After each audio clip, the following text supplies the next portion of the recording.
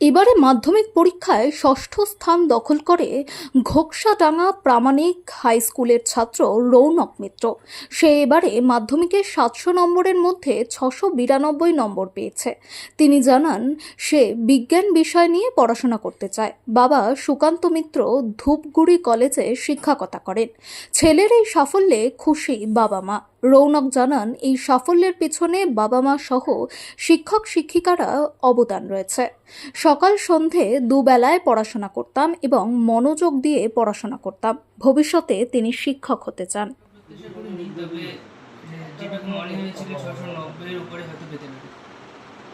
মানে তুমি যেটা প্রত্যাশা করছো সেরকমই রেজাল্ট হয়েছে।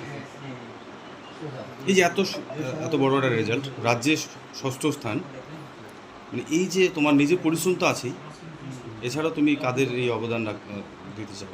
প্রথমেই তো আমার বাবা আর মা, এনারা না থাকলে হয়তো এত কিছু হতো না।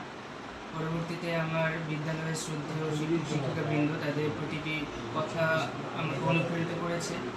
এছাড়াও আমার দুজন ডিগ্রি শিক্ষক, তাদের কথা শুনে আমি এতটা আশা করেছি এবং তাদের এই কথাগুলি আমাকে ভবিষ্যতের জন্য অনুপ্রাণিত করেছে। এবং সর্বোপরি আমার গুরুজি শ্রী সুবোধ অধিকারী, ওনার অনুপ্রেরণা ছাড়া এতটা কিছু হতো না। কীভাবে তৈরি করতে নিজেকে? আমি প্রতিনিয়ত সকালে আর সন্ধ্যায়, এটি আমার পড়ার মূল সময় ছিল। সকাল থেকে স্কুল যাওয়ার আগ অবধি এবং স্কুল থেকে আসার পরে রাত্রে ঘুমানোর আগ অবধি এটি করতাম, নিয়ম মেনে করতাম। এছাড়াও পড়াগুলো যেগুলো সেগুলো প্রতিদিনের পড়া প্রতিদিন করার চেষ্টা করতাম আর নিজের মতো করে পড়ার চেষ্টা করতাম।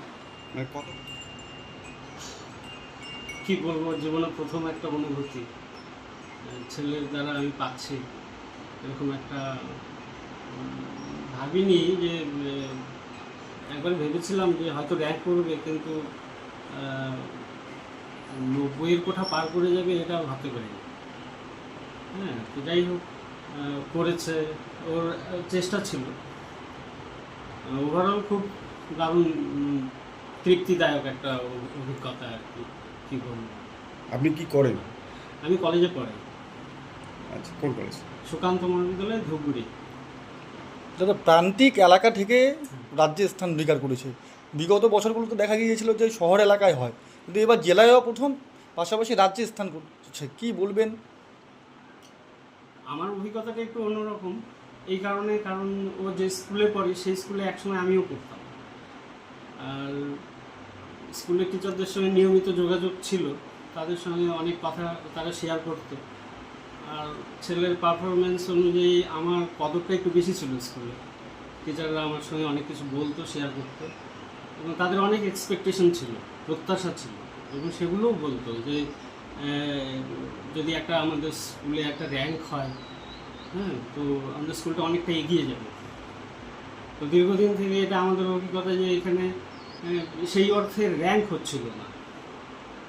তো যাই হোক, সেই জায়গায় আমার ছেলে তাদের যে আশা, আমাদের শিক্ষকদের আশা, তার শিক্ষকদের আশা, সেটা পূরণ করতে পেরেছে। আর প্রান্তিক এলাকা হিসাবে তো একটা দারুণ ব্যাপার। ঘোকসাডাঙ্গার একটা ভালো একটা নাম হলো, আমাদের স্কুলটার নাম হলো। আগামী দিনে হয়তো এই স্কুলটা আরও এগিয়ে যাবে।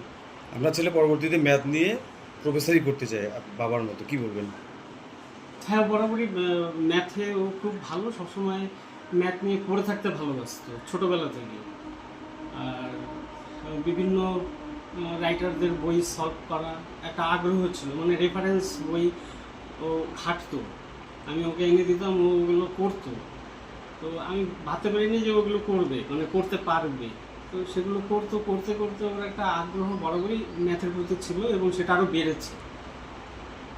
খুব ভালো, যদি ম্যাথ নিয়ে পড়ে, ও যদি এগিয়ে যেতে পারে ম্যাথ নিয়ে। খুবই ভালো লাগছে, তাহলে বলার মতো নেই। এই যে মানে ও কী করে পড়তো, ওকে আপনারা কীভাবে ট্রিট করতেন? ও বাড়িতে পড়াশোনা করতো, আমরা কেয়ার করতাম, বাবা কেয়ার করতো, আমি কেয়ার করতাম। ওকে নিয়ম করে পড়তো নাকি বাধা ছাড়া নিয়মের বাইরে? হ্যাঁ, নিয়মিতই পড়াশোনা করতো। মানে বিশেষ করে রাত জেগে এরকম কোনো ব্যাপার নেই, ঘড়ি ধরে এরকম পড়ছে কি?